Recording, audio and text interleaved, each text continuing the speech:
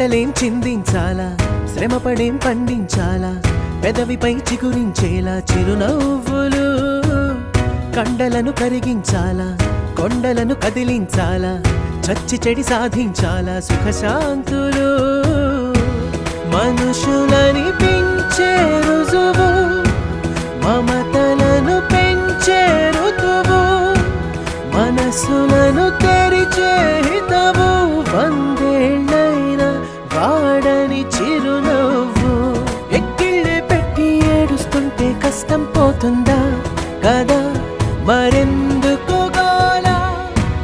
అయ్యయ్యో పాపం అంటే ఏదో లాభం వస్తుందా, వృధా ప్రయా